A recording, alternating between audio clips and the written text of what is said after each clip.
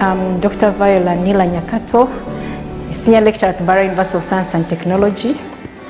I'm a sociologist, and my background is oriented towards public health. I also hold a senior research position with the Nordic Africa Institute in Sweden. I'm also a co-chair of sexuality education. In Uganda, more than 75% of women will experience any form of violence, especially with the people close to them like their partners. And when we put together all forms of violence, every other woman has experienced violence. And so when we talk about stopping digital violence and eliminating it against women and girls, we are talking about it that it is one thing that can even make it more difficult. We need gadgets that detect violence against women. We need technology that does not allow, like digital spaces should put in place mechanisms to stop the violence against women. It should be detected, it should be reported, and it should be stopped.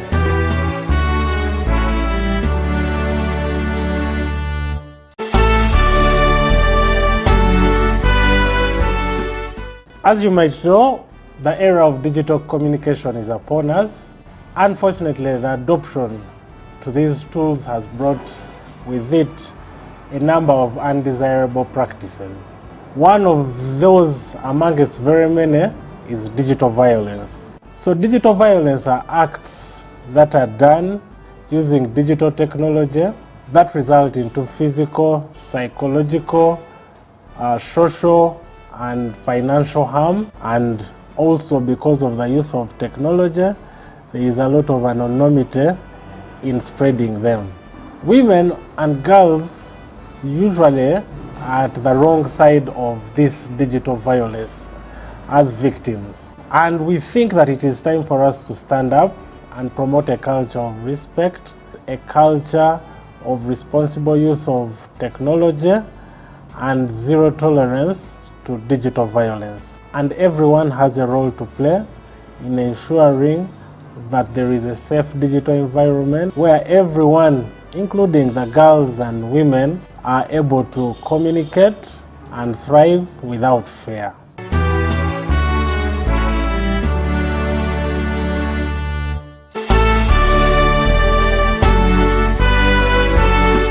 I'm Dr. Viola Nila Nyakato, Senior Lecturer at Mbarara University of Science and Technology.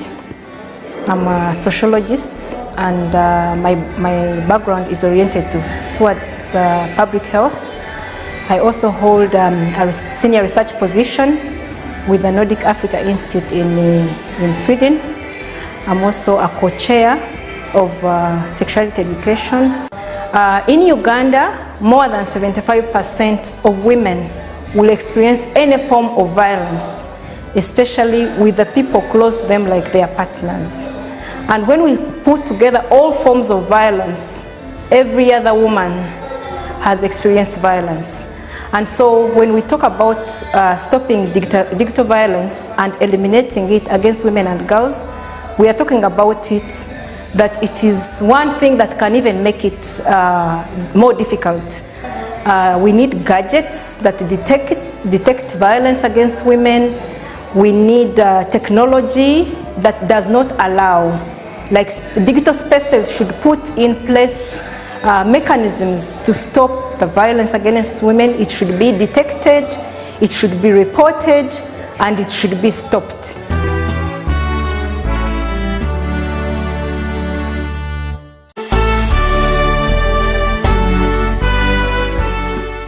As you might know, the era of digital communication is upon us. Unfortunately, the adoption to these tools has brought with it a number of undesirable practices. One of those amongst very many is digital violence. So digital violence are acts that are done using digital technology that result into physical, psychological, social, and financial harm. And also because of the use of technology, there is a lot of anonymity in spreading them.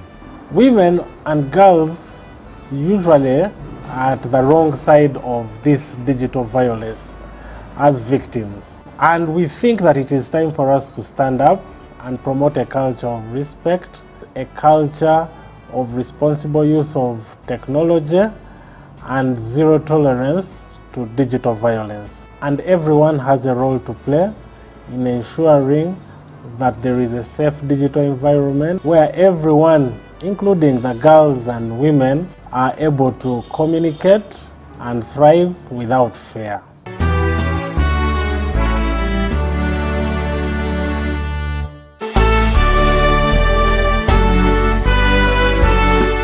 I'm Dr. Viola Nila Nyakato, Senior Lecturer at Mbarara University of Science and Technology.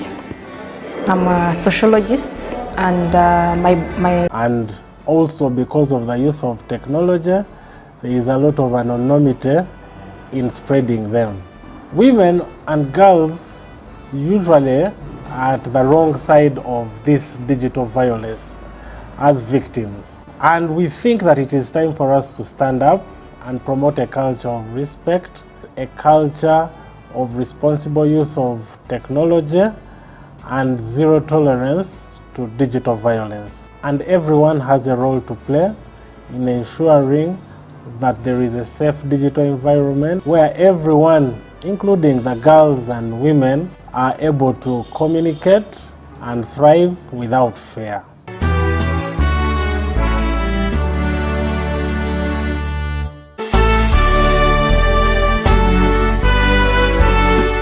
I'm Dr. Viola Nila Nyakato, Senior Lecturer at Mbarara University of Science and Technology. I'm a sociologist and my background is oriented towards public health.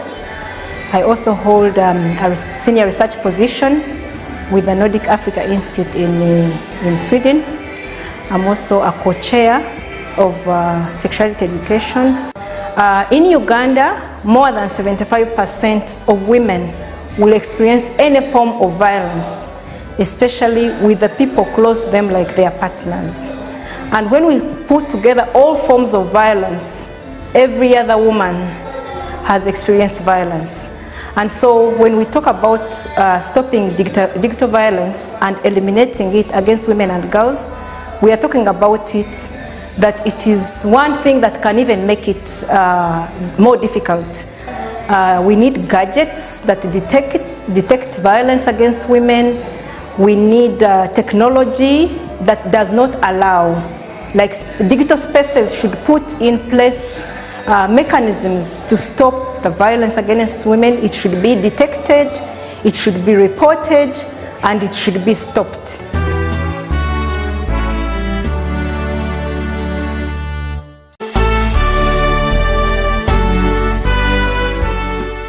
As you might know, the era of digital communication is upon us. Unfortunately, the adoption to these tools has brought with it a number of undesirable practices. One of those amongst very many is digital violence. So digital violence are acts that are done using digital technology that result into physical, psychological, social, and financial harm. And also because of the use of technology, there is a lot of anonymity in spreading them. Women and girls usually are at the wrong side of this digital violence as victims. And we think that it is time for us to stand up and promote a culture of respect, a culture of responsible use of technology and zero tolerance to digital violence. And everyone has a role to play in ensuring that there is a safe digital environment where everyone, including the girls and women, are able to communicate and thrive without fear.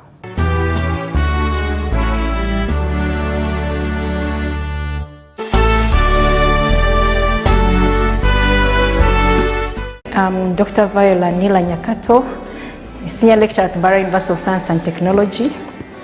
I'm a sociologist and my background is oriented towards public health. I also hold a senior research position with the Nordic Africa Institute in Sweden. I'm also a co-chair of sexuality education. In Uganda, more than 75% of women will experience any form of violence, especially with the people close to them like their partners. And when we put together all forms of violence, every other woman has experienced violence. And so when we talk about stopping digital violence and eliminating it against women and girls, we are talking about it, that it is one thing that can even make it more difficult. We need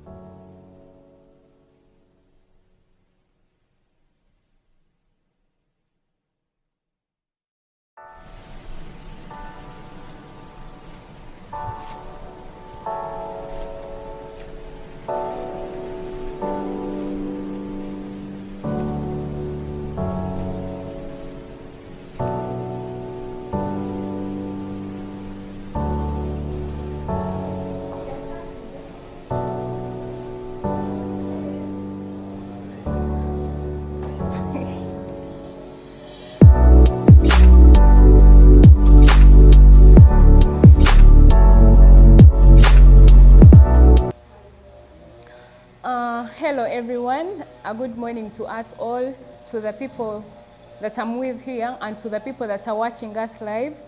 I want to send special greetings to us all and I hope we are all fine. First of all, I thank God for this day and especially for these 16 days of activism, whereby I'm here with an amazing group of people from the students community in Mbarara University of Science and Technology, and we are celebrating the 16 days today, basically looking at the theme, which is Unite.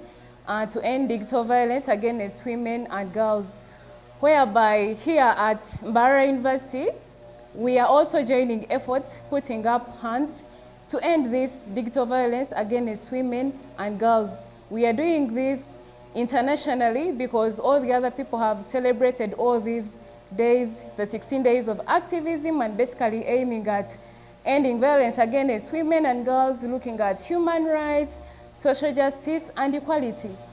And yeah, just as we go on, I want to first take this opportunity to introduce my amazing group of people that I'm with here and to alert us about what we shall be talking about going forward, basically creating awareness about digital violence that is going viral, taking place in very different groups of people and different media platforms. And then we also look at the importance, why it is good, important, or why it is basically vital for us to look at digital violence, to make sure we are living in a community that is respectful and safe for everyone. Then we also look at why people face this digital violence and then actually facing difficulties to report, come out to tell us that they're actually facing these difficulties. And then we look at the challenges, what people face as they're trying to address these issues they face on digital.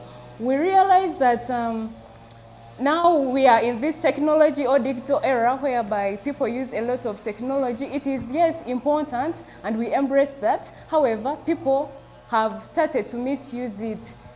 I am so excited that we're here to talk about this because it has been happening. We all know it. We have seen cases happen. We have had cases happen. And I'm glad that we're here to address, let people aware, and then we make sure that everyone is safe.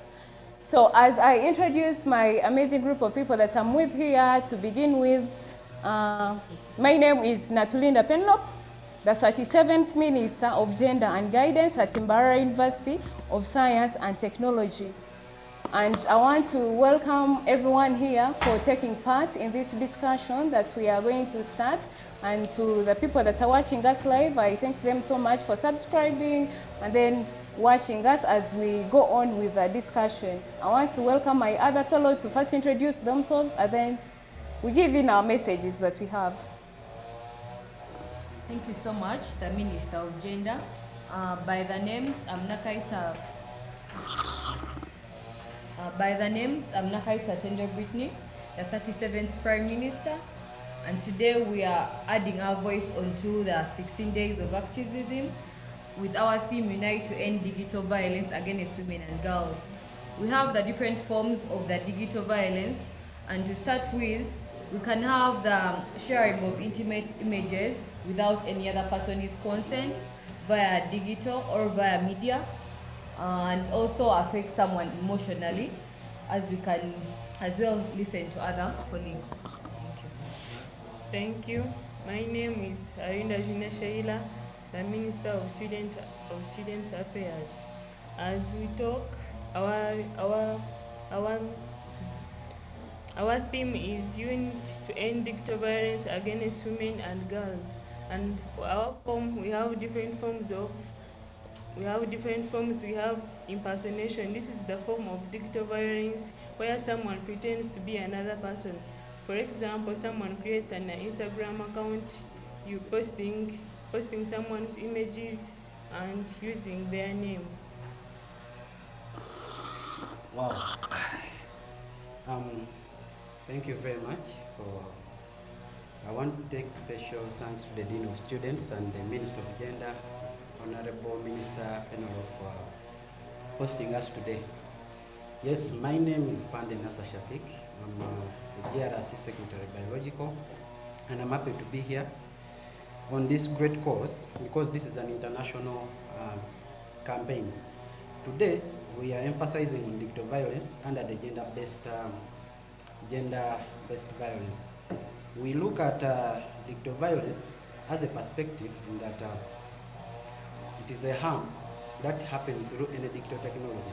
Therefore, since we're in the .com era, so anything that happens through digital is underrated, and they forget that it can also go into the physical harm of people. An example of a form of digital violence I would like to talk about and supplement on my colleagues is doxing. Doxing always occurs when information is shared, personal private information such as someone's personal address, maybe a fellow student, for example, as we are students, someone shares your hostel number, shares your phone contacts in the name of being calling for harassment, harassment using the digital or something like that, which is so bad and can affect the victim. Thank you very much. I would like to pass on. Thank you very much, everyone. I would like to thank the Honorable Minister, Mrs. Natkunda Penlock, for hosting us for this great event of the 16 days of activism. I'm so honored to be here addressing gender-based violence under the theme of United to End Digital Violence for Women and Girls. My name is Mbabali Eric, the class president of BSAF 1, Mbara University of Science and Technology. The form that I'll talk about is hate speeches, gender-based hate speeches against women and girls. It is so unfortunate that until today, people are still, older people are still frustrating these young girls by speaking about them that girls, boys are better than girls, boys are smarter than girls. It frustrates these young girls and women, and I think we should address it. Thank you so much. My fellow panel, good morning, and I would like to thank the Minister of Gender and Guidance and the Dean of Mbara University of Science and Technology. My name is Akanyayo Arthur, and I'm delighted to have joined a wise panel, and I would like to, in the near minutes coming, to interact and have a peaceful interaction and most guidance. One, and you see, this has come in a time that we need it, because when you talk about the cyber harassing and you refer to the Computer Communications Act, it highlights the cyber harassment, and it is of recent that the last weekend, those who support sports, Minister is called Chigozi, someone got his peak and now used the AI and addressed him with Arsenal jersey and put crying emojis. So, and he filed the case. So it is in this time that we have to know this, and I thank the minister that you at least you have come up in a certain period where it is urgent to talk about. Thank you. Good morning, everyone. I'm so happy to be part of this, and I really don't take it for granted. Well, gender-based violence, it is something very big, and starting from gender-based violence, these are harmful acts done to people according to their gender. According to women, to the girl, some harmful acts are done to them. Then there is a difference between digital gender-based violence. This is coming on social media, it is coming on internet. So here we can stop it, and we are so grateful that we can stop it. Then the type, I'm going to talk about stalking. People are being stalked on social media. Someone is posting something, and then they have to follow up, stalk them, see what they are doing. Then from there, they will use that same information to do what? To violate them. So that's all. Thank you so much. Thank you. My name is Kachebe Precious Daisy, the GRC Secretary of the Constitution of Mile 3 under the Ministry of Gender. I want to thank the 37th Minister of Gender for bringing this opportunity on ground. When we talk about digital-based violence, here we mean the violence on digital space, and I want to talk about one form of the digital-based violence. I want to talk about the revenge porn. Here I mean the form of sending. This is the way of sending intimate images to a person, to other people, or to social media with an intent of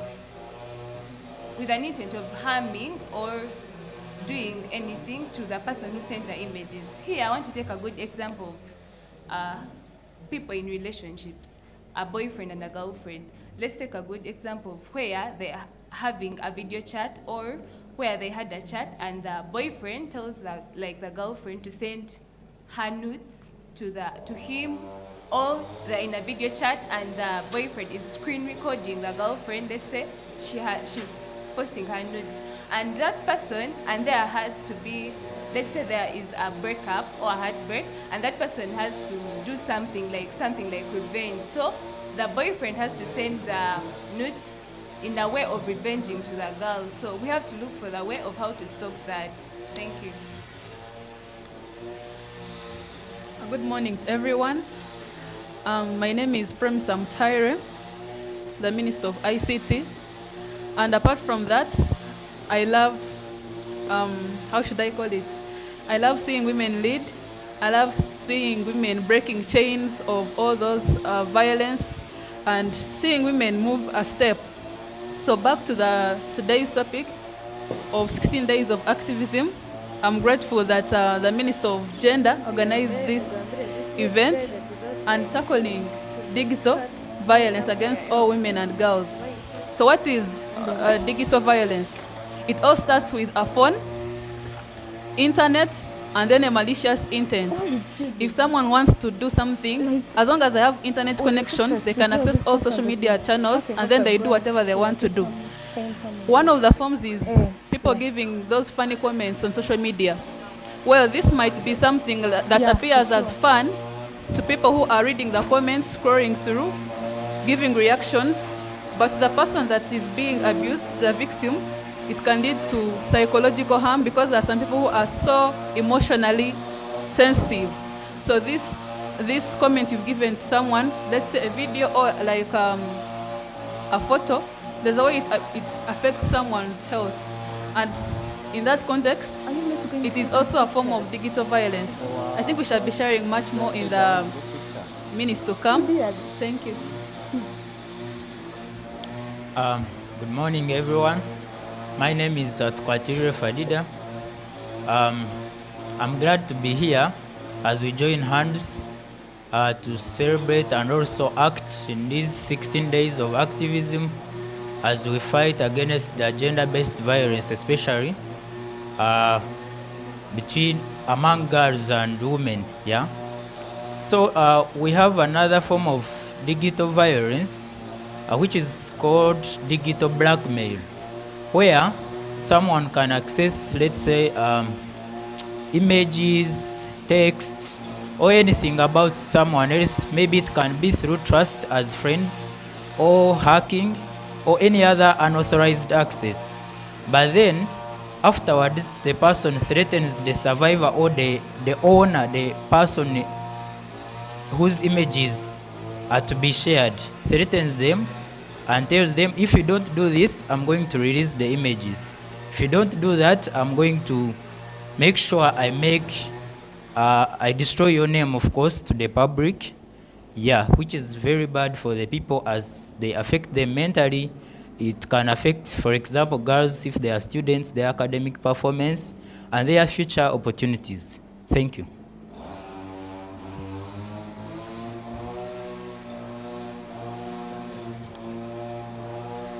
Good morning, everyone. My name is Mosi Wilba, the GRC Microphone 5. I'll take this opportunity to thank the Minister of Gender for this session. As we are celebrating the 16 days of activism under the theme to unite to unite and also end digital violence about against women and girls. Digital violence is a violence associated with digital tools. In this era, we have AI and also online platforms where we have a lot of social medias, the WhatsApp, Instagram, TikTok. What makes this digital violence different from other violence is that for it, information or anything concerning someone's privacy can be easily spread to many people just in some few hours. For example, if in the case of any violence, and most of people we students, most of us are interested in violence. You find that just like a simple thing, finding someone posts on WhatsApp, TikTok, you find that even the people just within 1 minute, the people of America are aware of it. So it is so dangerous, but I will thank the minister so that we can talk about it and people may put it in consideration. Thank you.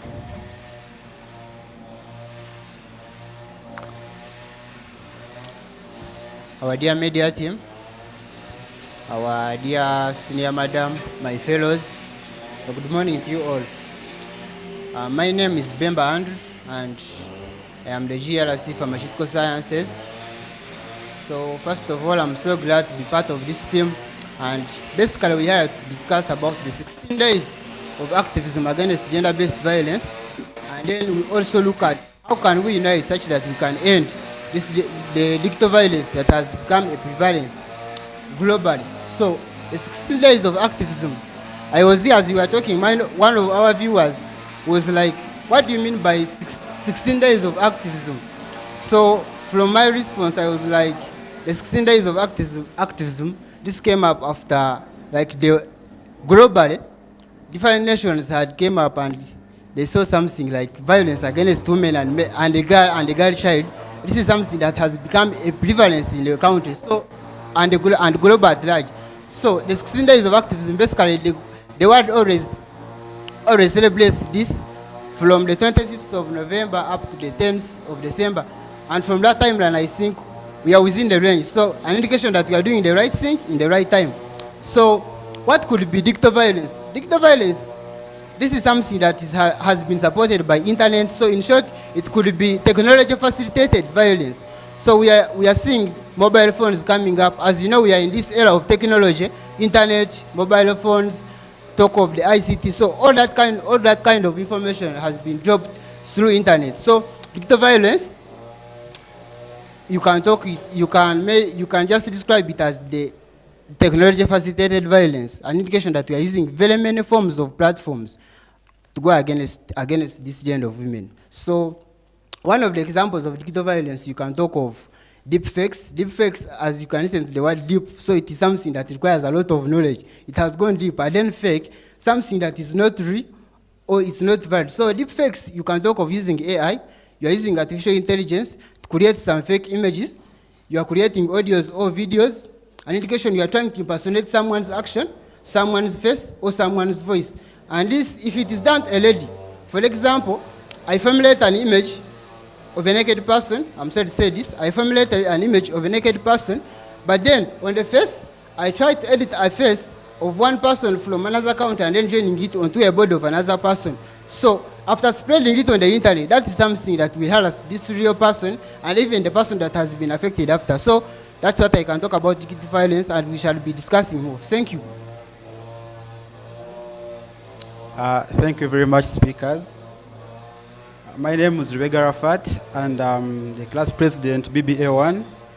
First of all, I take this opportunity to thank our dear Minister of Gender. Thank you very much for these innovative actions that you have come up with, especially in this term.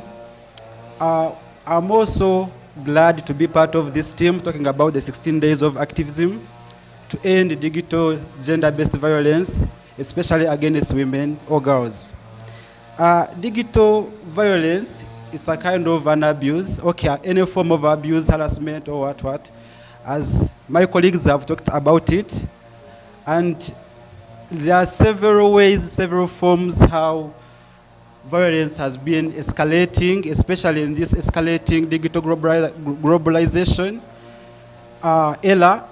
And we have seen a lot of forms now, like online grooming, where we find adults or old teenagers trying to put trust or to convince girls, young girls and young boys to trust them in order to exploit them, especially sexually, economically. To me, I even mind about that economic part, because digital violence is always. But the cause of all this, or the best cause, is silence. So here, when we speak up, when we raise our voices, I think we can rebuke this spirit and we put it down. Thank you very much. Let's gather the voices. Thank you.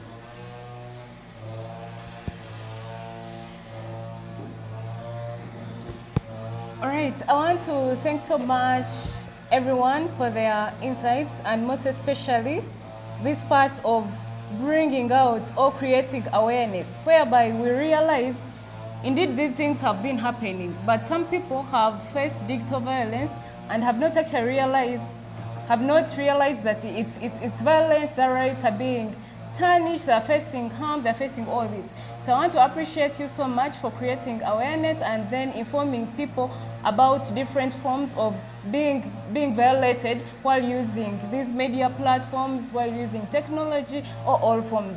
And since this theme, or since these 16 days of activism are aiming at stopping gender-based violence, basically against women and the girls, to the men in the room, to the men in the house, I want to appreciate you so much that you're together with us to fight against this, whereby we are saying no to digital violence and it must end. I am so glad, and I want to appreciate you so much. And also the people that talked about the differences of the other forms of gender-based violence and also digital violence. These are two different things. It is not that violence is going to be physical, whereby we shall find maybe people beating up themselves, something of the kind. We are here to let people know that actually someone can also be violated just by the use of the phone, and we are saying no to that, and that must end. Indeed, it's urgent, and it is at this right point that we need to address this, and we stop this for everyone to be comfortable in places of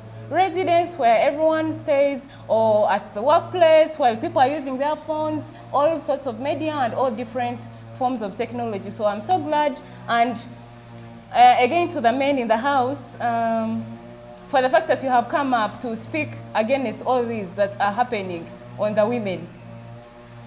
I am so glad that you realize how much it is very important and how much it is vital for us to address all these. So I want to request the men in the house to tell us why you think it is important for us to keep on addressing these issues, not just during these 16 days, but also beyond. Even after these 16 days, we keep on pushing, addressing these issues, coming up to report cases that have happened and saying no, that these things should not go on any further. So to the men in the house, I request you to tell us how you have actually been doing it to make sure digital violence is stopped or any other form of violence is stopped, what you have done, or maybe what you plan to do to make sure that this violence is ended against the women and the girls. Thank you so much, and I welcome the men in the house to tell us, actually the men allies, to tell us what you've been doing and what you plan to do to make sure all this is put to the end.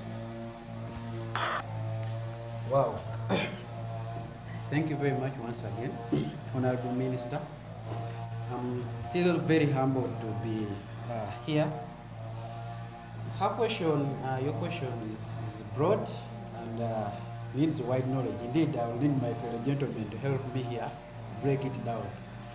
I'm going to start on point that, you see, someone will ask why the theme is stating about uniting against women and girls, and they may ask themselves, why are the men not involved in the statement anywhere? It's not that the men also don't undergo the same, but the fact is that the women and girls, our mothers, our sisters, are the most targeted. So you will see that we are in an era now where the ratio of men to women is way growing bigger. And our ladies go through a lot. So it's not that the men and the boys don't also go through the same, but the ladies are facing it more and more, and the earlier we address it, the better. You see, they say that the strength of an individual is the strength of the community. And also, the strength of the community is the strength of an individual. So if there is any woman or girl who is affected and weakened, the whole community is being what? Affected and weakened. So we have to stop affecting fellow ladies, the women and girls, so that we can strengthen the whole community and start with us. So in terms of men, the importance of this, I think that is not now outside there, that the women and girls are more appreciated more in the fight, calling for women emancipation and all that. But you see that how we can participate in as males or student leaders who are men is what we are doing right now. We are participating in the active campaign against this. So us being involved here, otherwise we could have a panel of only ladies here. But the fact that also men come in, we show that we are together with them and we don't support gender-based violence, specifically digital violence, which we are in the .com era. So we have to participate in these campaigns to create, one, awareness. Awareness that what this call for is calling for equality. You see, digital violence emphasizes on gender inequality and abuse of power. So we have to show that there is gender equality. We are fighting for that. Abuse of power is undermined, and some social norms in the culture. You'll see, for example, we have misogyny. You know, misogyny is a policy where someone has hatred over women. Like, they just hate women. There is a time where there was a meme that was trending where they say, fear women, fear women. There's some funny part I remember of, they showed the picture of bus passengers had moved out of the bus, and then they had written and said, the bus driver stopped to allow the passengers to move out a bit to fear women. So it pushes for people to begin thinking in that direction, fear women. So as men, when we come in here now, we are trying to bring them back, because we are showing them that we are together with them. Because sincerely, digital violence, which is online harm, is not online harm alone. It is also real harm. So what we are doing right now is we are escalating it, preventing it from escalating into the physical harm. And this is one way we are doing it. Thank you. Thank you, our dear host, for a wonderful question. And I thank for everyone who had submitted. You're asking why and how are men now possible fixing your SIM? Well, it is interesting that you ask a certain question, but then from my angle of understanding is that minus girls being weak to some extent, because there is the pressure you don't consume over internet. You always react at a high speed, and for us boys, we are always slow. You may mention something critically, it affects me, but then I have solutions on how to handle it. But you girls, you always, you know, you hear something and you want to react immediately. So it is just indifferences in nature between the two sexes. But then, I think why we are joining you on a certain panel to talk about gender-based violence, and I think from time memorial, people have been talking, because gender-based violence, minus this digital, it has been a culture thing. It is a because in our societies, even these things are there. You find someone is just mentioning something but doesn't know the impact. But well, we are here. I think, like Mbaro, Science of University, students who are here, they are allies. But then look, if you want to take assumption, a sample like from here, who know the role about these things when you're typing in a group, then you first understand the kindness and humanity. I think why we are always in this, and what will help us to handle it is, one, first identifying the humanity nature of it. before mentioning something on internet, first think what will be the impact, what will be the cause. You understand? And from that angle, I think then we shall be streamlined to the angle of the discussion. But because, yes, the initiative is from girls, but also boys, we are harassed. And we cannot be shameful to say that on public. Boys are harassed. But then, how boys handle it, it is always a different case from how girls handle it. I think why we are focusing on this, we promote online safety and respect for all. And I had said that, kindness, just let someone enjoy his phone, let someone enjoy his data. If maybe I know you did something, why should I come on public and say it? And then another thing, as a gent, why I'm here, it is at least to increase awareness. Like this, there is this article against the pornography. And I think the society needs to know. We have seen girls record these nudes, but then it calls back to you personality. Before recording, what are you after? You understand? If do you think that if it is released in the audience, will you be affected? So I think when we are bringing out this awareness, we should at least term ways how we can handle it. One, I think also I blame the UCC, the Uganda Communications. You have all regulatories, but they are not coming up. Because at least let us track the first person who released these nudes. Then after tracking the first person, we start from there. Not just coming out and now put a law that will affect someone who forwarded only, than going back. Because I'm looking at the angle that there is some girl who records herself, then shares. Understand? Then maybe after sharing it to me, I release it. So you are making me who released it punished than someone who shared. So I think you girls, you should go back to the norms of the culture and understand if you're having a phone, how are you using it? So after understanding that from that culture, I think we shall be having a diverse society that at least you know, if you're holding a phone, what is the importance of the phone? If you're sharing this, if you're talking about this, what will be the impact? And that all calls for guidance and calls for awareness and calls for kindness. Thank you.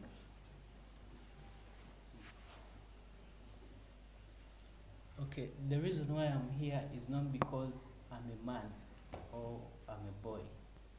I'm here because this is a call that concerns the entire community, be it mothers, fathers.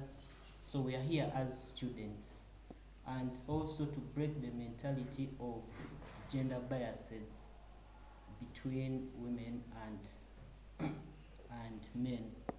So my concern here is that as a member of the society, my role is to prevent victim blaming. Like if someone has released nudes, we shouldn't emphasize on what's going, but we should focus on the ways how we should break it.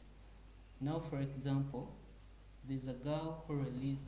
I'm not sure actually about it, but she released videos, and instead of spreading it, we should have deleted it immediately before it went further. But what people did, they kept on spreading it, and this it actually caused trauma, mental trauma to her. And you know, ladies are weak, so you may find that this is going to affect her entire life, her entire future. So we should stop blaming them, we should cancel them, and stop spreading digital violence. Thank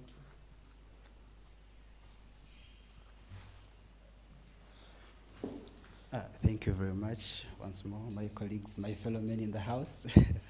This submission is so well sure. But to me, I think it's kind of a difference, because all of us, we need a positive environment where both men and women, girls and boys, they are living harmoniously. So actually, rebuking this spirit of gender-based violence, it is our role. It is not ladies' role, no, it is our role, all of us as a whole, especially when it comes to higher levels of institutions, let it be universities or tertiary institutions, because it is very low in primary schools, we must create that harmony such that all of us, we can achieve our goals.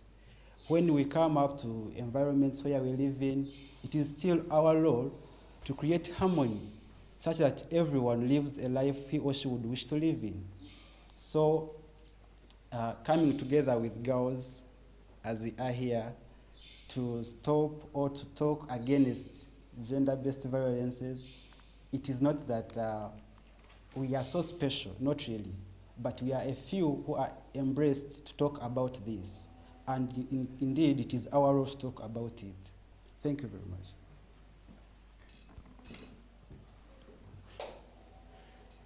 Thank you. So, about on how we as men, how can we try to end this digital violence against women or against girls? First of all, I think respect is always the foundation of harmony. Because without respect, I don't think we shall be able to live like in a mixed community. So if we as men or if we as boys, we are able to define our boundaries and know where we should stop, what we should do when we are relating with these girls, and what we should and where we should stop, depending on where our relations are. So, for example, you are trying to force a conversation with a girl, or you are trying to force a relationship with a girl, like these things always sound as somehow funny, but these are the real things that are happening in the community or outside. For example, a boy has been crushing on a girl, but then this girl is not interested in a boy. But just because this boy has been rejected, is trying by all means to ensure that this girl also feels the harm, such that at certain point they feel like they are all what? They are all relieved. So, but to me, I think like I think we should always maintain respect. If someone is like, no, you see, let me first handle my studies maybe. So after studies, we can do this and this. Oh, I'm doing this. So after this, we can bring other programs. But then because the boy was after something, or because the man was after something, it's like, this girl, what has she done to me? So to bring about that relief, someone is like, I must harm this girl. So you are trying to follow someone. You are trying to force a follow up on someone. You are trying to look up for the social media accounts of that girl. You are following her on X. You are following her on WhatsApp. You are trying by all means such that you can make this girl feel embarrassed. So I think respect should be one of the things to be maintained such that we can end this digital violence. Thank you. Thank you very much. Once again, I'm Wilbur. So the question is, as we men, what is our role? Because our theme for today was to unite and end digital violence against girls and women. But what is our role as women? So we find most of the time, okay, according to my thinking, me personally, I think ladies are weak, and most of the time, ladies they aim more with revenging. You find maybe a certain girl that have taken, maybe you have your man and maybe another girl or your friend is crushing on him. So you find that you have to do other things so that you can do your best so that the other girl can live. So, but as women, we come in to guide the girls or to be with them so that we educate them on some things which are not benefiting. We say that don't aim at maybe revenging or like the other one has done that, let me also do it. No. Because I remember one day, like when the videos of this artist, Gloria Book, they were spreading everywhere. So I was busy watching my status, and there's some girl who looked to be somehow good, like, so she had posted it on her status. So I just reacted on her status, and she got ashamed. So after like, something like 50 seconds, she deleted it from the status. So you find that at some point, the ladies, they can fear. They say, if I can do this, God will see my thing. God will see it. How will God see it? So you find that at some point they fear. So as women, we just be there. As my colleague has talked about respect, so you should know your boundaries. You should know your boundaries. You should not go, or you should not do things because others are doing them. Know your boundaries. If I go beyond this, I'm going to spoil it. And if you're to post most of the time, now things are, you find people even copy your status. Now, like, things have changed. So mind or not, like, you post on your status or your social media handles. Because many people are viewing them. For example, the Prime Minister, if you put something weird on your status, and I'm sure you have over like 300 viewers. So just imagine, so within like something like 1 hour, the whole of Mbarara University, all the students are aware of it. So, and it does not, it gives a bad image to our university. So as women, we're just there to guide our students, or like our fellow, like the girls, how to move with social media handles. Thank you. Thank you, my previous speaker. As men, we have a role to play, because they say when men speak up, communities can be transformed. And even if a girl has done something that is bad, or someone else, doesn't mean to solve the problem, we do something that is also bad. No, instead we change.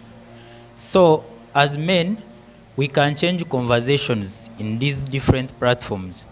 Because if these girls, if they are sexually harassed, especially on digital platforms, they may feel ashamed and embarrassed, and they withdraw from those platforms. But are we there as men to be the only ones using these platforms? Because they are also beneficial. These messaging platforms, emails, they are very important. And both of us are supposed to use them. So as men, we are not supposed to make these women and girls feel insecure or unsafe using those platforms. So let's say if something happens in the group and it's against a girl, when a man comes and reacts positively, the other one will be like, now, because they expected the men to actually now escalate it, to react more on that negatively. And when we change conversations, they'll be like, now instead we are not saying that the other one is maybe has done something wrong, and may feel like relieved, because the people that she expected to be against her are actually now saying, yes, it is bad, but they are not adding trauma to that person. So we have a role to play to change these peer conversations. And also, even if it's not these on messaging platforms, let's say WhatsApp, even as boys in our groups, because there are some boys that can be there in their groups and they are talking about actually girls and they are harassing them when the other ones are not aware. But now as a person that understands what you caused to the other person, because of course someone may take the information to the person. So we do what? We can change those conversations into something that is beneficial, and we make our girls, because they are our sisters, we shall be with them with them at school, we shall be with them at job, like at work. We have to work together. So they shouldn't feel unsafe to be with us. Yeah, thank you.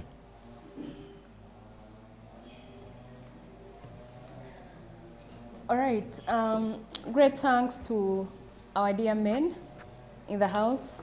And to me, your presence here actually shows a lot that this is actually your responsibility or your role, or this is a step that you're taking to make sure we, the ladies, or we, the women, are actually safe.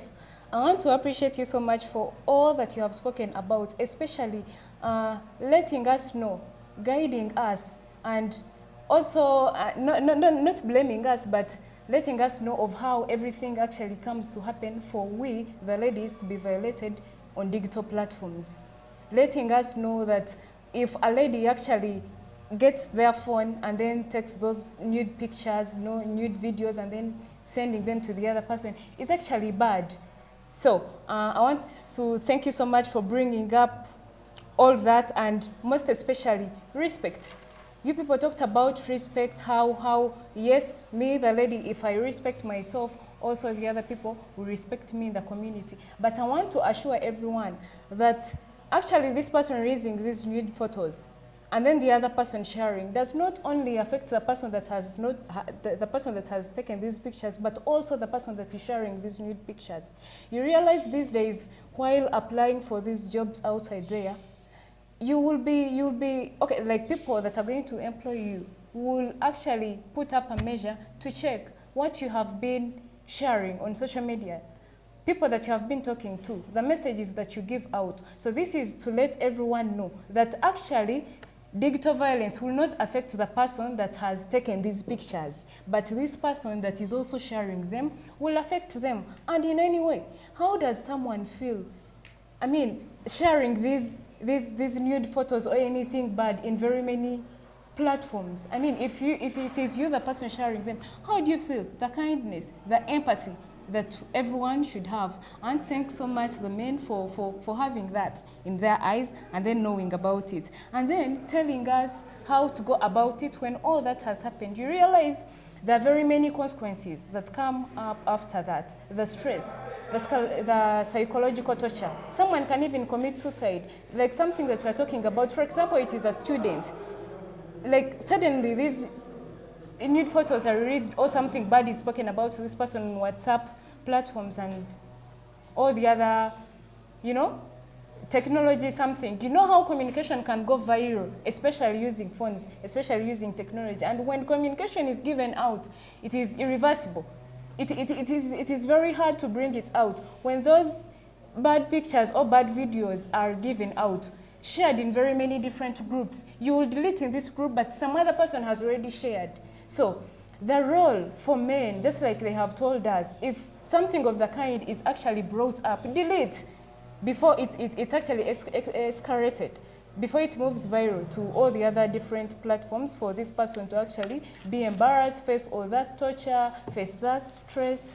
And at the end of the day, it is important for all of us to live in harmony and respect. So thank you so much for that. And today we are so privileged, just like we are introducing ourselves, being with the 37th Prime Minister of the Students' Guild House. We are so glad for having her on ground. And she actually also says that, just like she will communicate, that indeed cases have happened. But even when cases have happened, we just get them in rumor. We hear this and that happened to a certain person, this and that happened to the certain person. What does this bring to us, or what does this reflect? People suffer these consequences, people suffer these violence, but they do not come out to speak for help. And the Prime Minister is here to actually tell us, in the students' community, even when we are facing all this, she has thought of some of the things that prevents these survivors from coming out to report or seek for guidance, seek for help, or maybe now the authority coming up to punish people that violate them. I want to welcome the 37th Prime Minister right about now to tell us some of the things that prevent these survivors from reporting, because without reporting, without letting people know, there is no way that we shall know that you're actually suffering from that. But coming up to report is so important that you'll be helped to stop all these other consequences that will come after that. So you're most welcome, our 37th Prime Minister, to give us some of the things that prevent these people from preventing, so that we can help them accordingly. Thank you so much. Thank you so much, the 37th Minister of Gender. Yeah, recently we have literally, let's say since the beginning of this semester, there have been quite very many cases that have happened, and some are gender-based, some are digital violence in that sense. but we can have some insights of how we can prevent, what prevents these survivors from really opening up, or what prevents, let me say, students, what prevents the community from really coming up and saying that I've been really digital violence, or I've been violence maybe in different certain ways. First of all, we can say the fear of not being believed. What if I go to a certain person in the leadership strain, or we can say going to a different office, then they're telling me that maybe I'm exaggerating on a lecturer, or maybe I'm talking negative about someone, or maybe I'm not saying anything that is true, or maybe they're telling me bring the evidence that someone did this. Honestly, there is that fear of not being believed. And me who has come from wherever I've been violence from, then I come to you, then I tell you that this and this so and this happened, and you're not going to believe me. Honestly, I'll never come back to that office. Or honestly, I'll never open up. Hence, I'm being prevented to talk about how I've been violenced. And also, we can also have the fear of retaliation, in the sense that if at all I speak about this person who has been maybe violenting me, and the person really knows that I've really talked or I've really spoken up, and in the return, the person is going to really harm me, or the person is going to get me in my physical space, or is going to get me in my personal space, the person will want to harm me because I've really spoken up. So also that fear of retaliation is also part of what prevents me, or what prevents the survivors from talking. As well, we can see that in our era, we have sugar daddies, we have sugar mummies, we have, whatever is happening right now. We can also have that dependence. That dependence, maybe the person is all my all. Maybe the sugar daddy is providing all the financial needs, or maybe I'm depending on the lecturer for marks. Maybe I'm depending on such and so a person who has more money than I do, or maybe the person is giving me shelter. This dependence that I have on this person, I cannot really go out there then I talk negatively about this person, even though this person is really violating me digitally. I cannot really open up because maybe the person is giving me my whole entire upkeep, my whole tuition is all being taken up by this person. Honestly, that dependence also can prevent me from talking who's being violent, who's being digitally violenced. Yeah, we can also have lack of trust in the system. We can see that many of us don't know that there is a sexual harassment policy. Many of us don't know where we're supposed to report. Many of us don't know what really violence is. Many of us don't know how or what is it to be violent, to be digitally violenced.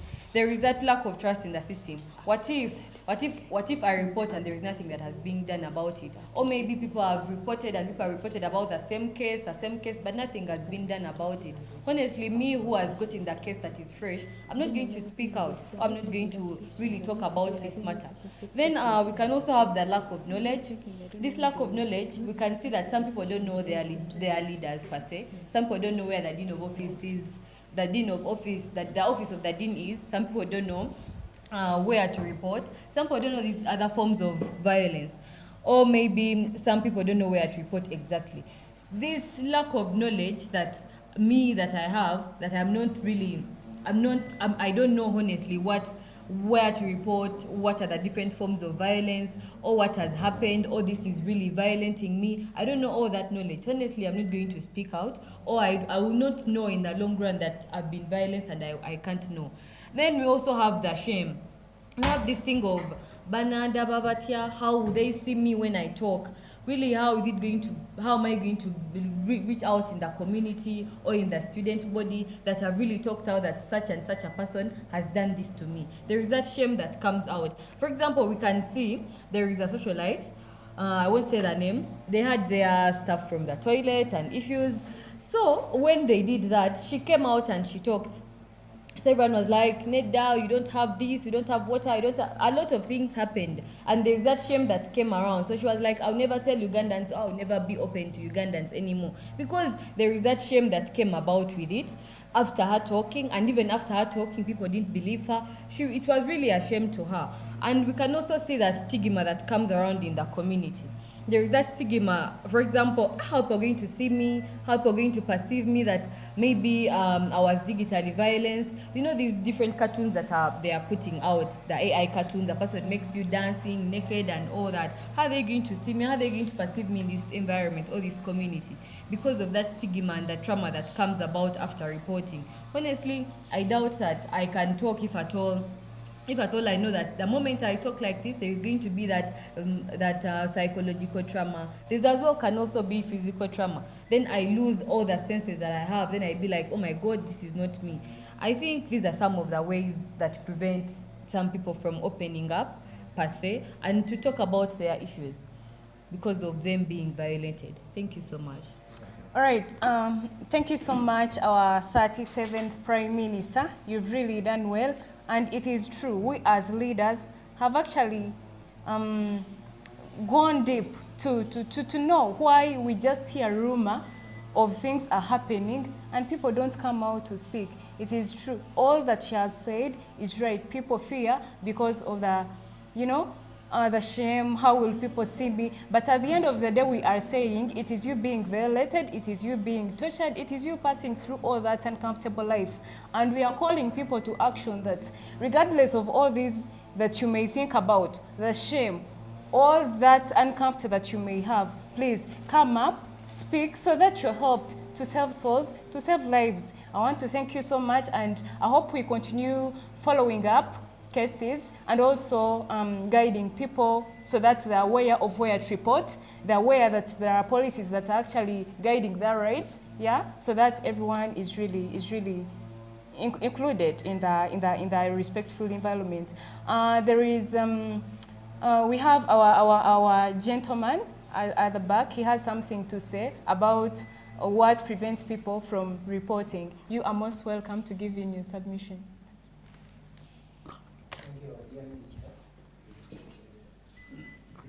Thank you, our 37th Minister of Gender. So, and our dear Prime Minister. So, supplement about on why is it becoming a persistent, and like why is digital violence against women and girls persisting within our societies? Like, I was watching some big man in Uganda. He was like, it has been long. I think I should practice what my father used to do. And he was like, I think I should get a day in a week, like in a weekend, it's a Saturday, all my children at home, and do this thing that our father used to do to us. So then he was like, their father used to come like, he has been from work, then at around 2 a.m. or it's 1 a.m. he wakes them up out of nowhere, he chases them out of the house. Then he calls them again like in the morning. So he was like, I think I should do this to my what? To my children. He was like, you as a father, if you pass through such a situation, why do you want also your children to pass through the same? So I think the society is now taking violence as something normal, and yet it is affecting many people. So, and again, we can talk of the patriarchal norms. These patriarchal norms, I think we have some political analysts, political scientists here, like people like some different scholars, people like Karl Marx talk of John Hobson doing the description of the state formation, from the primitive thing to the feudalism to the capitalism, then even other more state formation theories. Karl Marx was like, as a state was like an enlargement of a family, an indication that a state came after enlargement of a family, and from then, a father has always been dominant, has always been the head of family, and it has always been persistent within our societies. Wherever we are on functions, we are in religious functions, we are in social functions. Men always want to feel like they are dominant over what? Over women. And this is something that is embarrassing women, because every time men feel like they should be on top. So I think the patriarchal norms are also taking part in this. Then again, lack of justice. Oh my God, lack of justice in our country, but we are not focused on only Uganda. We are looking at this thing in a global term. So lack of justice also, because look, if I have my sister, take an example, like I am a girl, I have my young sister. My young sister has passed through, maybe she has been defied. And on taking this case to the police or to the security organs such that they can help us on how we can get this offender, but then we reached court because the offender was maybe the power dynamics come in, maybe he's a son of who and who, maybe he's working where and where. So you can't know how this case is elapsing, you can't know why this case has stopped. So that thing of lack of justice. So an indication that tomorrow, if the same family gets the same case, and yet the previous case was not handled with equality, was not handled with justice, there is no way this person who has been affected again come up to report. So lack of justice also, and the weak enforcement of laws. So those are some of the issues I can talk about, why that they are making digital violence becoming a persistence within our societies. Thank you. Can I stop here?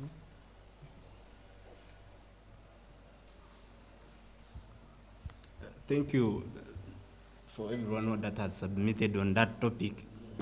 However, it may appear similar and different at the same time.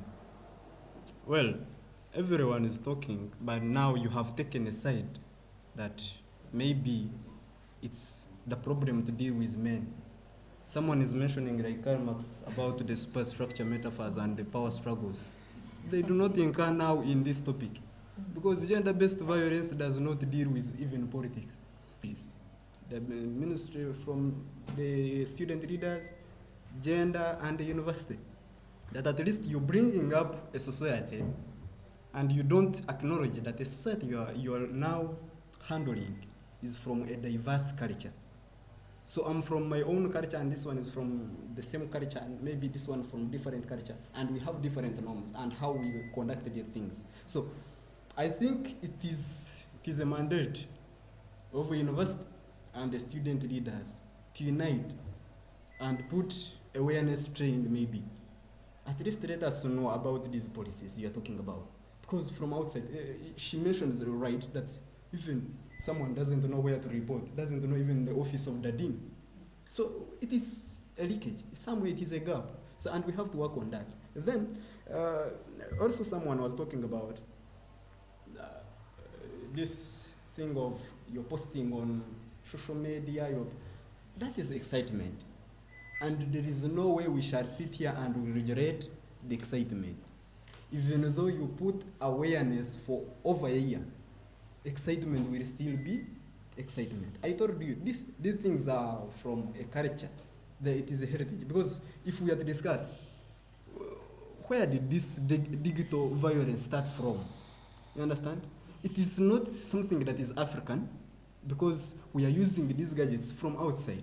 But then, someone who brought the phone didn't train you on what exactly the phone should be used. But it is a mandate of a state, of a student leader, of any institution, now, to strengthen the policy. After strengthening these policies, it means that we are now able to tackle the part of gender-based violence. But if we don't focus on the policies, especially if someone is affected, if someone maybe is affecting someone, in relevance, does that person know the penalties there? Because you see someone was like, you get a phone, because I'm just excited, I type in the group, I see a girl posting, I say, Gwe, you remove your kanyash. That statement, you just say it out of excitement, but you don't know which level of violence it holds. You understand? Because it is body shaming, it is body counting. And then to you, maybe somewhere, you're doing it because, you're excited. Then also girls. For me, I come back to girls. We are in a society that is changing. And girls, you are taking that advantage of changing society. That there is this term, the trend that is going, the term of connections and what. You find a girl, just even doesn't take time to read. But because, you understand? That you're just putting yourself to danger. Then after this, maybe disposed, maybe done everything harm, now you want to protect, come out, I was being violated, no, but you positioned yourself to die.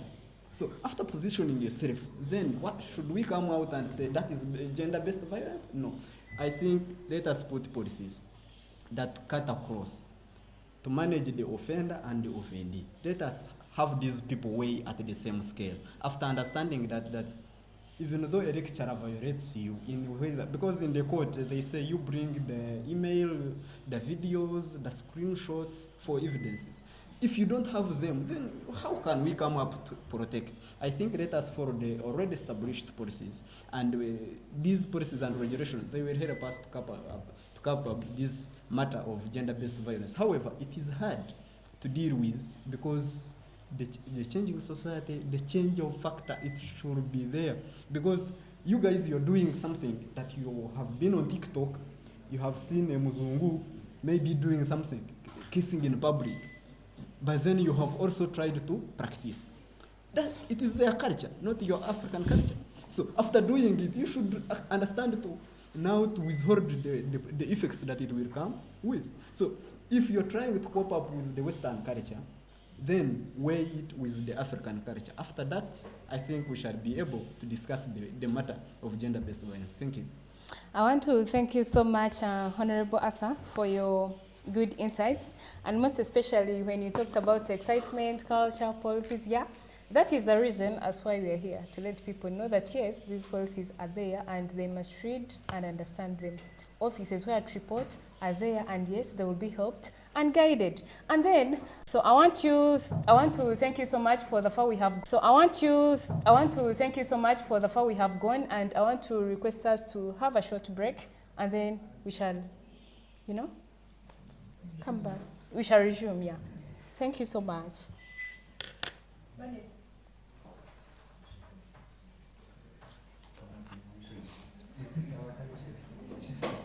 Asa. Keep going.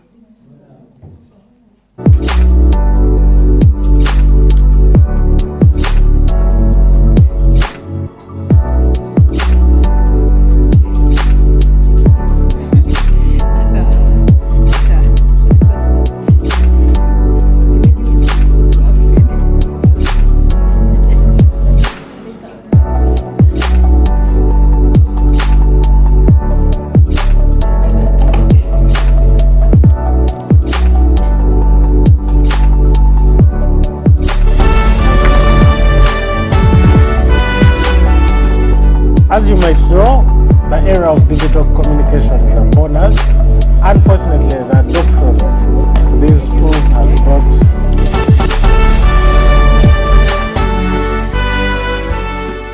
As you might know, the era of digital communication is upon us. Unfortunately, the adoption to these tools has brought with it a number of undesirable practices. One of those amongst very many is digital violence. So digital violence are acts that are done using digital technology that result into physical, psychological, social and financial harm, and also because of the use of technology, there is a lot of anonymity in spreading them. Women and girls usually are at the wrong side of this digital violence as victims. And we think that it is time for us to stand up and promote a culture of respect, a culture of responsible use of technology, and zero tolerance to digital violence. And everyone has a role to play in ensuring that there is a safe digital environment where everyone, including the girls and women, are able to communicate and thrive without fear.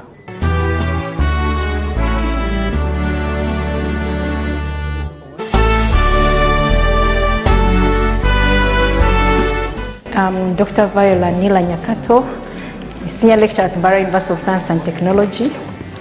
I'm a sociologist, and my background is oriented towards public health.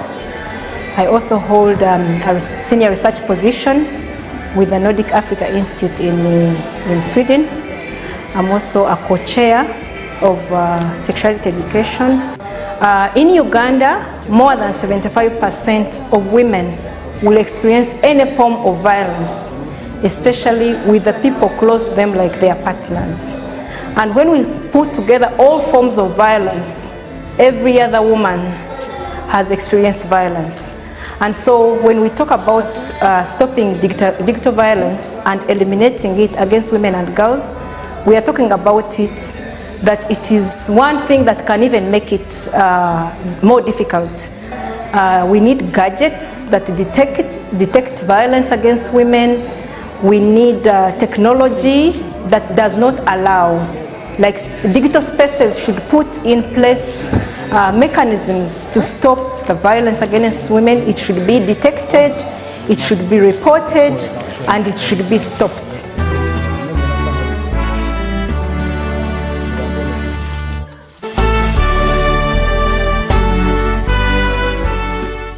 As you might know, the era of digital communication is upon us. Unfortunately, the adoption to these tools has brought with it a number of undesirable practices.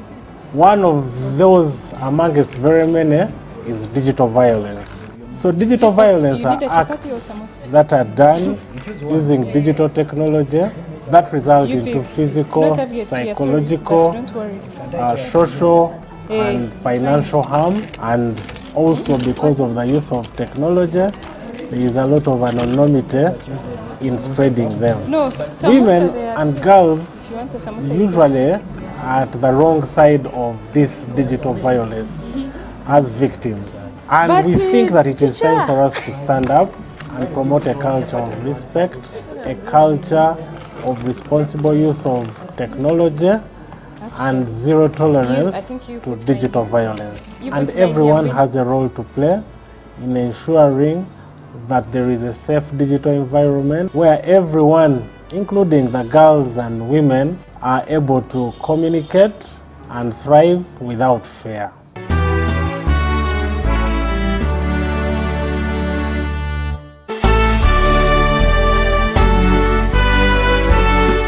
I'm Dr. Viola Nila Nyakato, Senior Lecturer at Mbara University of Science and Technology.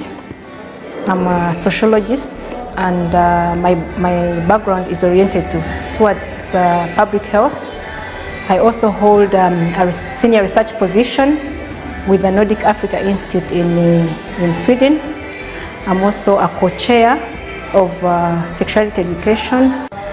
In Uganda, more than 75% of women will experience any form of violence, especially with the people close to them like their partners.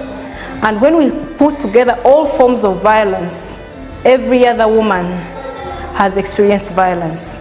And so when we talk about stopping digital violence and eliminating it against women and girls, we are talking about it, that it is one thing that can even make it more difficult. We need gadgets that detect violence against women. We need technology that does not allow, like digital spaces should put in place mechanisms to stop the violence against women. It should be detected, it should be reported, and it should be stopped.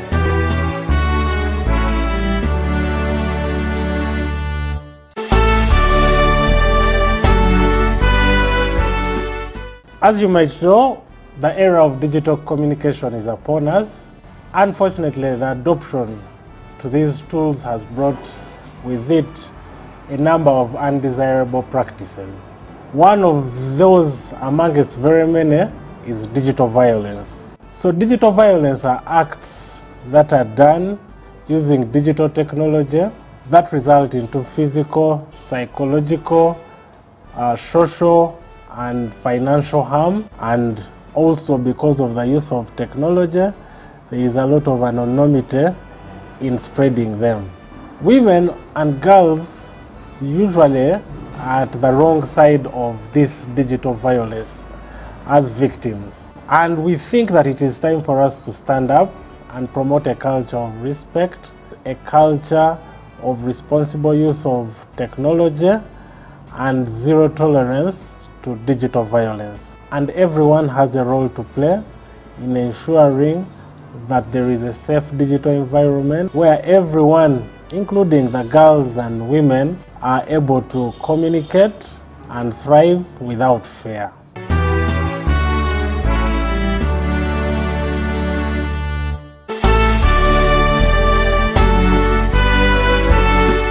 I'm Dr. Viola Nila Nyakato, Senior Lecturer at Mbara University of Science and Technology. I'm a sociologist, and my background is oriented towards public health. I also hold a senior research position with the Nordic Africa Institute in Sweden. I'm also a co-chair of sexuality education. In Uganda, more than 75% of women will experience any form of violence, especially with the people close to them like their partners. And when we put together all forms of violence, every other woman has experienced violence. And so when we talk about stopping digital violence and eliminating it against women and girls, we are talking about it, that it is one thing that can even make it more difficult. We need gadgets that detect violence against women. We need technology that does not allow, like digital spaces should put in place mechanisms to stop the violence against women. It should be detected, it should be reported, and it should be stopped.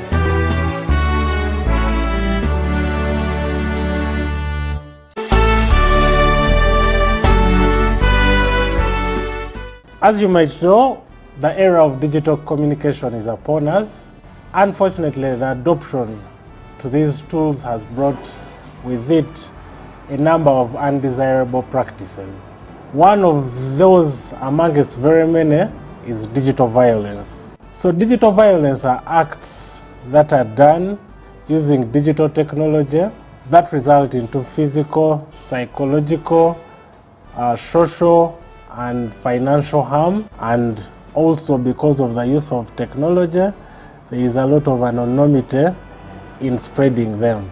Women and girls usually are at the wrong side of this digital violence as victims. And we think that it is time for us to stand up and promote a culture of respect, a culture of responsible use of technology, and zero tolerance to digital violence. And everyone has a role to play in ensuring that there is a safe digital environment where everyone, including the girls and women, are able to communicate and thrive without fear.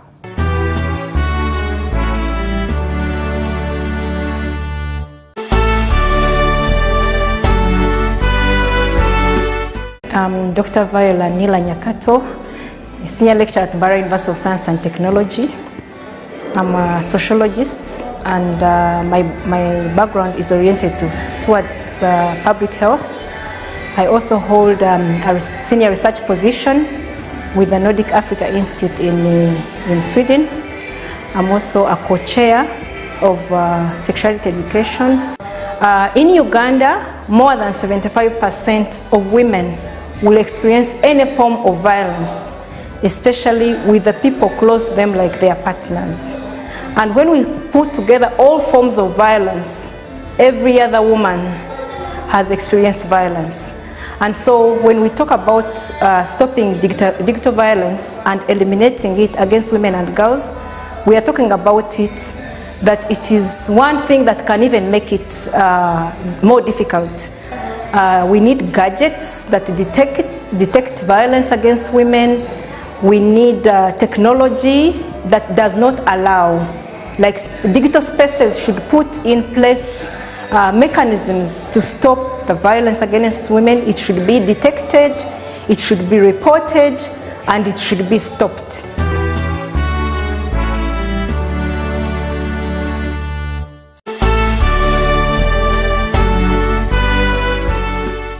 As you might know, the era of digital communication is upon us.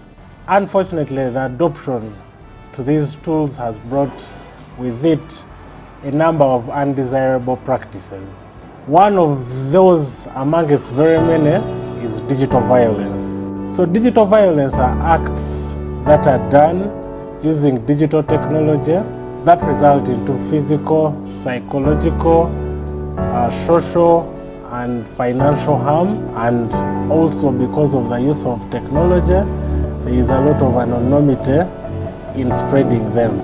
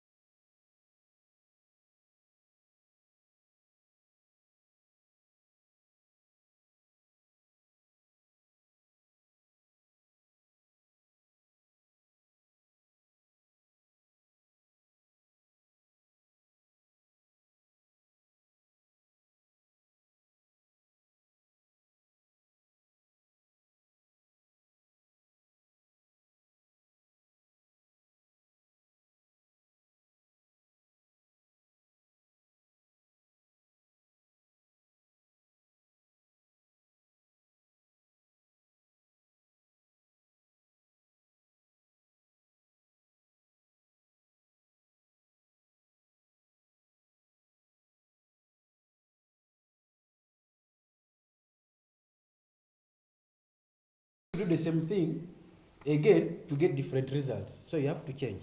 So we have to look at what prevents people from approaching. If these people who have approached, what happens? What challenges do they face? So that we can go for actions and respond to the preventions and challenges they face. And I would like to start with the challenges that under the prevention, she spoke about procedures, complex and confusing reporting procedures.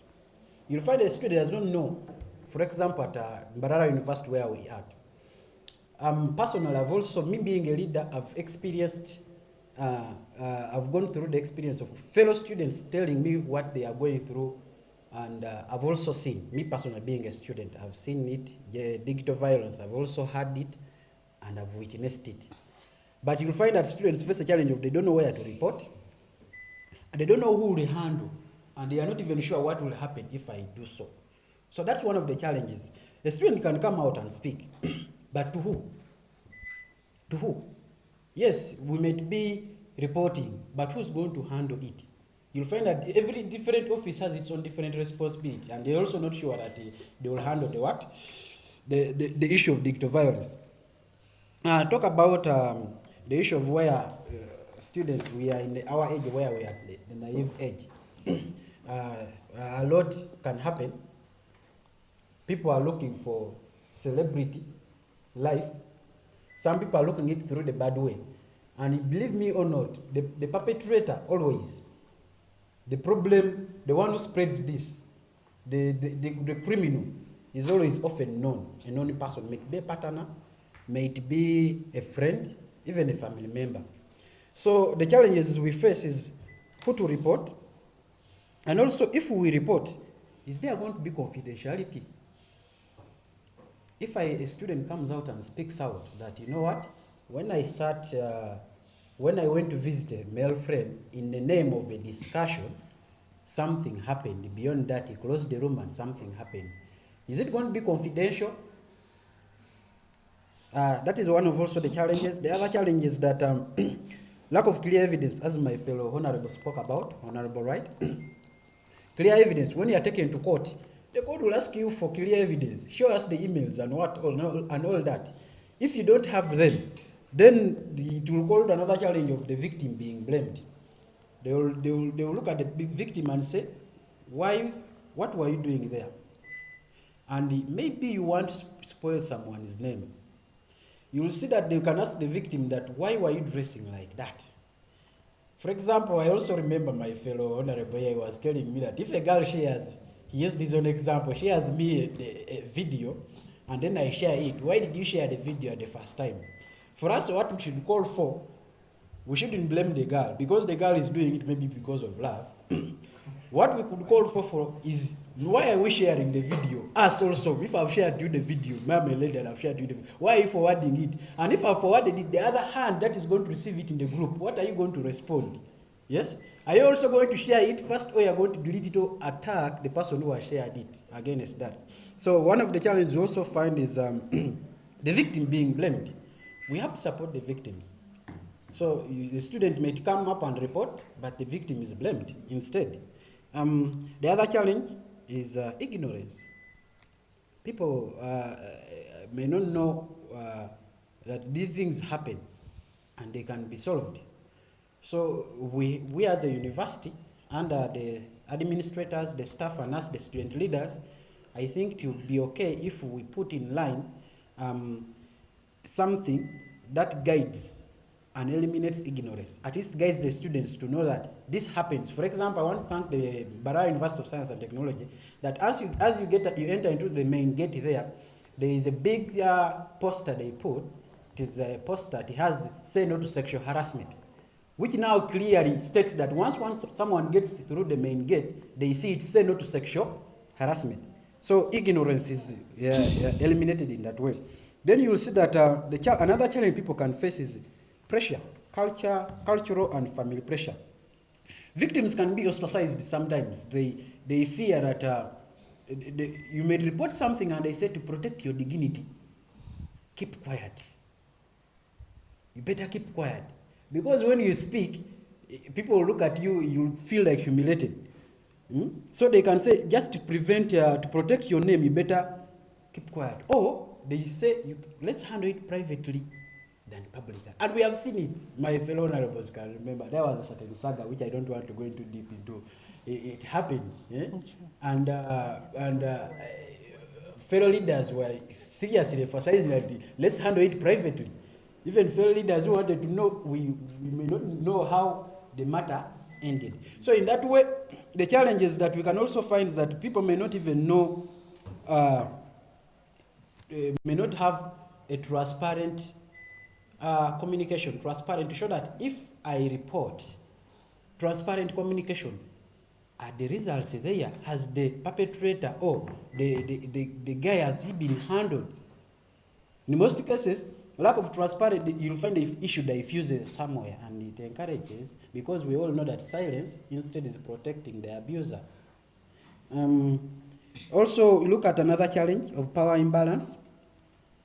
If I'm a student and I've been digitally abused, I'm a lady, by my fellow lecturer, the one, we always take the lecturers as gods at school. It is hard to report. How do I start if the strategies are not there very well? How do I start to explain that a lecturer did so and so? If it is a student leader, for example, me, myself, and maybe I'm doing so on another victim, a student, it is hard for someone to come out and pinpoint a student leader, because they will not believe so. You look at an elder. If you look at an elder, they spoke about sugar daddies, sugar mummies. It is hard. These people may be supporting you financially, and in that matter, when you speak, you are affecting yourself through the financial support. As I wind up, the other issues I would like to conclude with, there are two.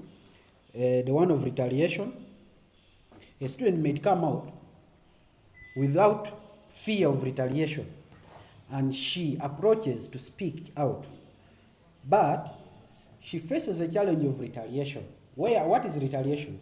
This is where we find the victims of digital violence being attacked by the people who are doing those stuff. For example, if a student comes out and speaks that a lecturer did so and so, this lecturer can decide to give a student a retake. I'm not saying it is so, but he has the powers to give a retake. So that is an example of the challenge, retaliation. Shame. If I come out and speak out, I might go through stigma, and the society might judge me. So shame, stigma, and social judgment is also another challenge in the victims of digital violence, and in the women and girls they also face through. And lastly, as I conclude, is the trust may not be enough.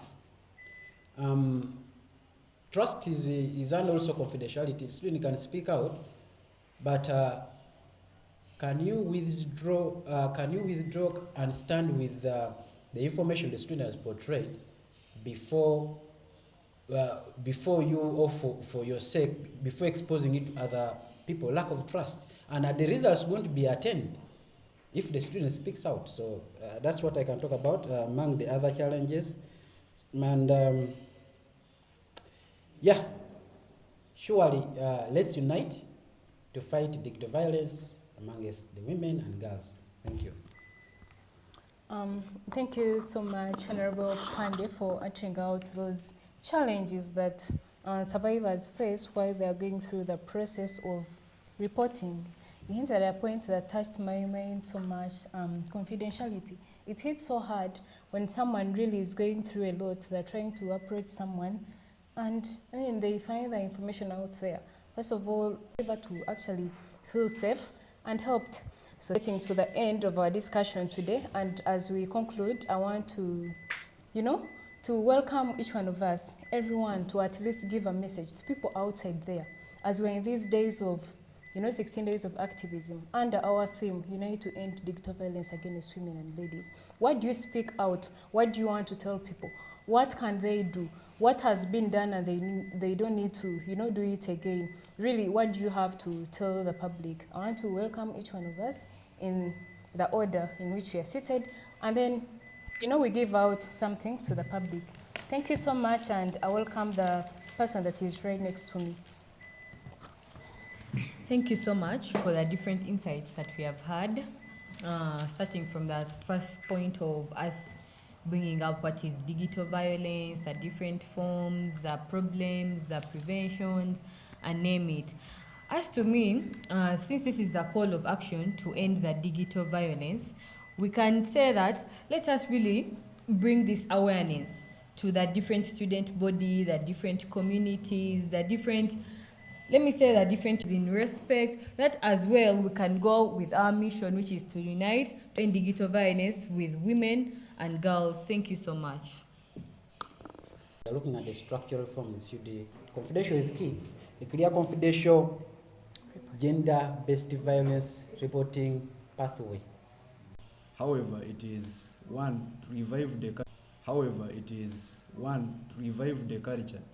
You understand the grounds you're coming from, what norms you believed in as a family. So if you're sharing a nude, has it ever even happened in your family?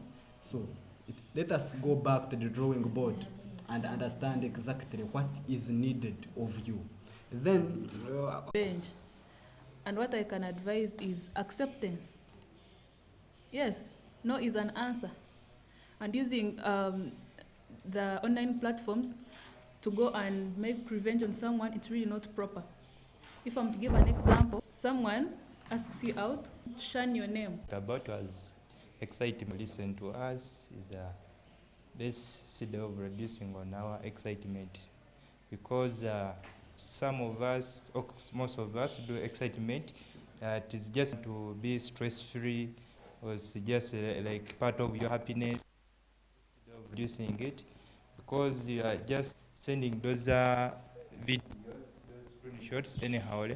Tomorrow, today is that person, tomorrow is you. So let's see the reducing the excitement that we can. For this discussion, it's really been a good one, productive, and we believe it's going to create an impact in the communities where we live and, the whole Uganda. So basically, as I finalize, I want to say that awareness is protection and awareness is power.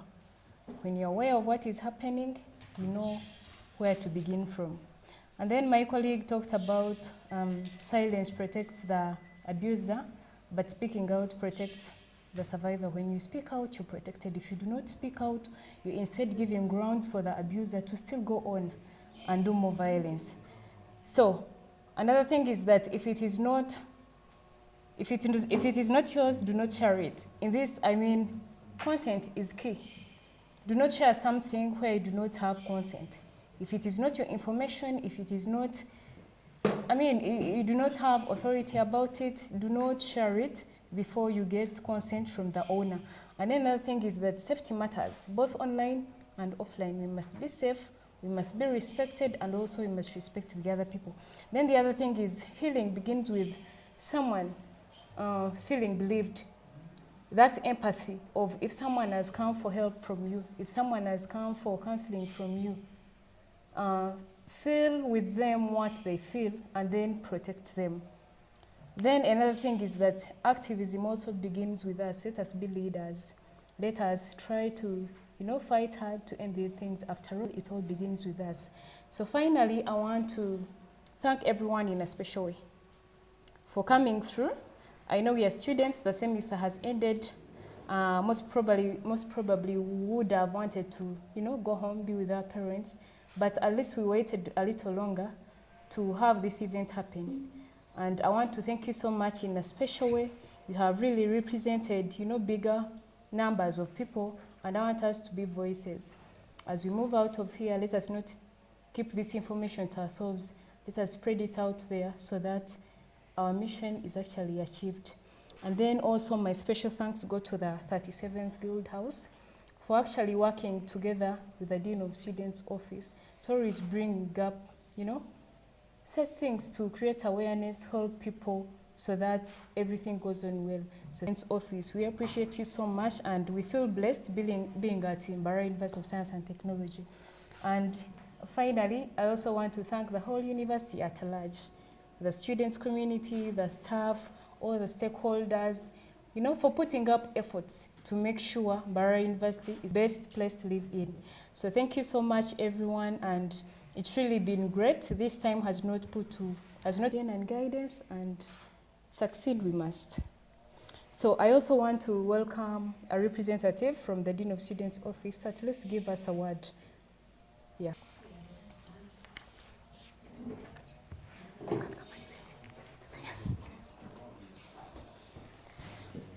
Yeah, thank you so much. Our students, the guild representatives, specifically Minister for Gender, I heard it. Okay, so the 16 days of activism began from spreading the word. I want to water down whatever you've said, because it is, wherever you come from, please be the ambassadors. Let must shine, because where you come from, people know that you're from Mbarara University of Science and Technology. My name is Helen Akello Bajenda, and I represent the Gender and Equity Desk in the Dean of Students Office. You've mentioned a lot of reporting mechanisms. We now have an active desk. Please always feel free. We also have the gender policy. As we speak, is due for revision, and such communication that you've brought us is going to help us to sit down and review those policies. We can add where necessary and maintain what we feel is still good for us as a university. When it goes back to your respective faculties, I know you're representing several faculties here. Feel free to come and speak up. You end up in corridor talks and the victims are suffering. So feel free to come up. We have committees. We have the student side. We also have the staff. Keep quiet. Feel free with your leaders and feel free to come up. We shall for sure assist you. The other thing I would like to stay, you're leaving a good name. We know that some of you are within the hostels, some of you are, or when it comes to the hostels and the student to students themselves, you can still be problematic to colleagues. Saying violence against women and girls doesn't mean that it is only women. Men must stand with the ladies, because you have sisters, you have parents, you have females in your communities, and we live in a community that must unite. But to embrace all the gender issues that we've discussed here, let's all learn how to have empathy. In dealing with all these ones, you lack empathy within you, then we cannot go far as a university, as a community, as a country. When you have your gadgets, please, you're our ambassadors. For you now, it will run, and before you know it, it is you getting traumatized. Here I'm talking to Caston, and that's where the issue of shame now comes up, and traumatization. So, as we end this, I would like again to thank all of you, to thank the media team here, to thank the host. The wrong side of this digital violence as victims. And we think that it is time for us to stand up and promote a culture of respect, a culture of responsible use of technology, and zero tolerance to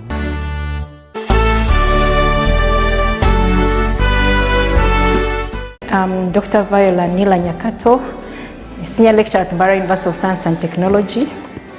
I'm a sociologist, and my background is oriented towards public health.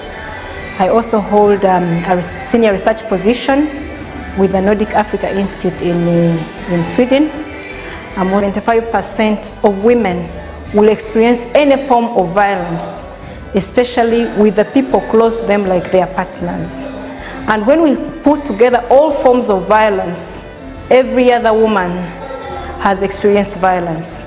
And so when we talk about stopping violence and eliminating it against women and girls, we are talking about it, that it is one thing, violence against women.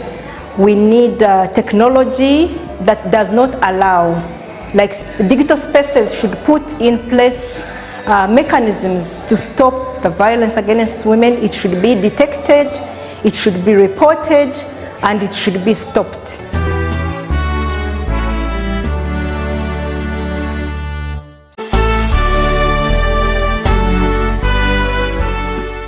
As you might know, the era of digital communication is upon us. Unfortunately, the adoption to these tools has brought with it a number of undesirable practices. One of those amongst very many is digital violence. So digital violence are acts that are done using digital technology that result into physical, psychological, social and financial harm, and also because of the use of technology, there is a lot of anonymity in spreading this violence as victims.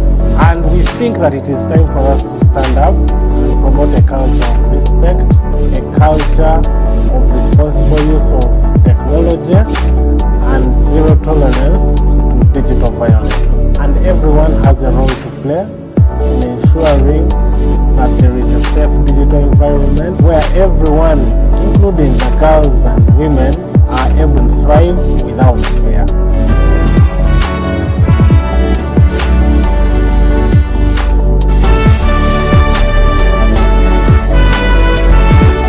I'm Dr. Viola Nila Nyakato, Senior Lecturer at Mbara University of Science and Technology. I'm a sociologist, and my background is oriented towards public health.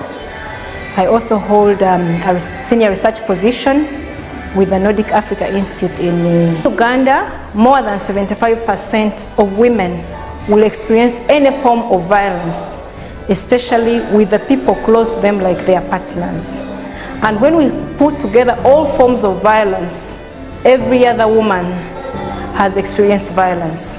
And so when we talk about stopping digital violence and eliminating it against women and girls, we are talking about it, that it is one thing that can even make it violence against women.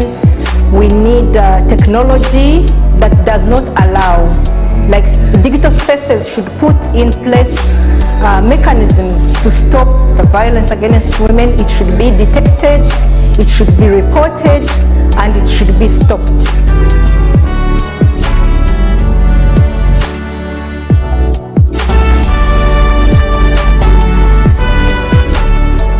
As you might know, the era of digital communication is upon us. Unfortunately, the adoption to these tools has brought with it a number of undesirable practices. One of those amongst very many is digital violence. So digital violence are acts that are done using